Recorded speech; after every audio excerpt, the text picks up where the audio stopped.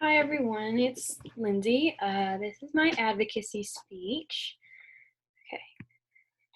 According to the Center for Hearing and Communication, there are 48 million Americans in the United States who have some type of hearing loss. Whether it be from birth or old age, many people have hearing impairments.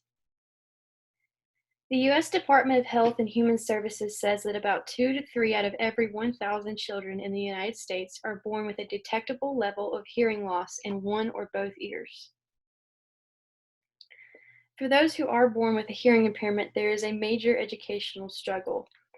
While there are schools for those with hearing impairments, there are aspects that come along with this social and educational divide that need change. Today, I will show you how deaf schools need more state funding, those who are deaf or hard of hearing need more local resources to interact with their community, and how those who do have hearing impairments need more acceptance. American Sign Language is the third most commonly used language in the United States. You probably wouldn't think this to be true because ASL is a form of English, but this is not the case at all. ASL uses English words but structures sentences so differently that it is considered to be a completely different language. For children who are born with a hearing impairment, there is a way for them to get a quality education while learning ASL, which allows them to communicate with others who have a hearing impairments by attending deaf school. Despite how this may look, deaf schools are not easy to come across these days. Excluding Massachusetts and New York, most states only have 1 or 2 deaf schools. This makes it extremely difficult for families who live in one part of the state to have to uproot their whole lives and move to the other part of the state so their child can go to deaf school. The child can't control whether it has a hearing impairment or not, and the fact that there aren't enough schools to accommodate these people who live far away from one isn't acceptable. States like Nevada, Wyoming, and Nebraska don't even have deaf schools, so those who live in these states might have to move to a completely different state so that their child can go to a deaf school. North Carolina has 2 schools for those who have hearing impairments. The North Carolina School for the Deaf is located in Morganton, and the Eastern North Carolina School for the Deaf is located in Wilson. These deaf schools are an alternative option for those who have hearing impairments but need a public state-funded education. What many don't realize is that even though these schools are state-funded, there is not enough money given for them to be run on state funds solely.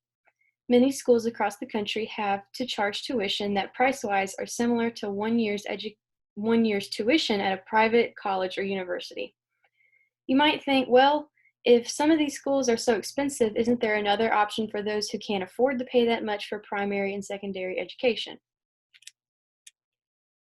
Students who have hearing impairments are protected under the Individuals with Disabilities Education Act, Section 504 of the Rehabilitation Act of 1973, and the Americans with Disability Act in order for them to be allowed to attend public schools in every state.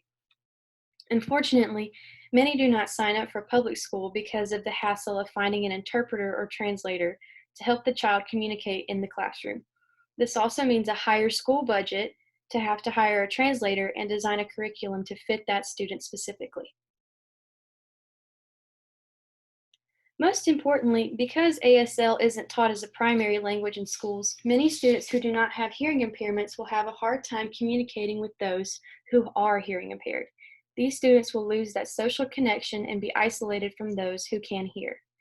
So, while a student who has a hearing impairment can go to a mainstream school freely, there are some who don't recommend it because some schools are unwilling to accommodate these students. Others would suggest sending hard of hearing students to a mainstream school so that the student will be more acclimated to the real world where already the majority of people aren't deaf aware. This way, the student can figure out the best way for them to communicate with those who do not have a hearing impairment. Many people also think that there's no point in even having deaf schools or giving them more money because having a hearing impairment is seen as a disability or disease. If your child has a disability, then it's up to you to handle it financially. Obviously, this is ridiculous because a parent nor the child can control whether or not that child was born with a hearing impairment or grew to have one at a young age. And it's unfair to leave them out there on their own when others have access to public education and they should just be expected to act normal instead of embracing their deaf and hearing impairment culture.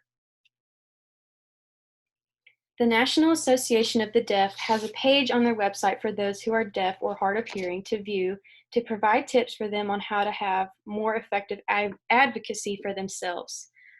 While the federal government has set up acts that are supposed to help stop discrimination against deaf or hard of hearing citizens, not everyone follows the rules. Deaf or hard of hearing citizens have to request accommodations, know and recognize their rights, and even sometimes have to compromise with people who are unwilling to be accommodating to them for not fitting into their world in a normal way. This website provides these citizens with tips on how to handle these people who are unaccommodating and how to have more effective advocacy for themselves. There needs to be more advocacy for the hard of hearing so that they don't have to defend themselves without any real help. The deaf and hard of hearing community is so much bigger than we think it is. We need to remember that they are people just like us. Those with hearing impairments need to be treated equally on a basis that is comfortable and accommodating to them. There won't be a change until we start with the most important developmental years for humans, primary and secondary education. Improving the education system for deaf and hard of hearing students across the country and locally is the first stepping stone for more efficient and proactive advocacy. Thank you.